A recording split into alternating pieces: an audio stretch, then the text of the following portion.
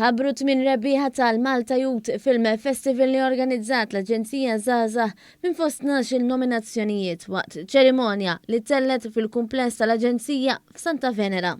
Il-festival li sar b'kollaborazzjoni mal-Kummissjoni Maltija għal-Films jinkoraġġixxi individwi jew gruppi ta' produtturi tal-films li għandhom bejn is-16 u 30 sena biex jipproduċu films u jikkumplimentaw l-isforzi tal-istituzzjonijiet akkademiċi fl-istudji dwar il-qasam. Il-Ministru Giulia Farrugia Portelli tenniet li l-industrija tal-films qed tħalli miljuni ta' euro f'pajjiżna u qed toħloq opportunitajiet ġodda ta' xogħol. Il-Malta Youth Film Festival huwa bla dubju dik l-attività li matul is-sena taqgħat 20 ta' żgħażagħ flimkien. Din is-sena kienet xi ħaġa partikolari l-isfida tal-pandemija li tat challenges differenti liż-żgħażagħ tagħna, ma minkejja kollox kienu kreattivi uniċi anke fil-tip ta' materjali li ħolqu. Il-Segretarju Parlamentari Clifton Grima qal li inizjattivi bħal dawn jipprovdu spazji fejn iż-żgħażagħ jistgħu jiżviluppaw il-ħiliet tagħhom u fuq kollox jippromovu l-iżvilupp sħiħ tal-persuna.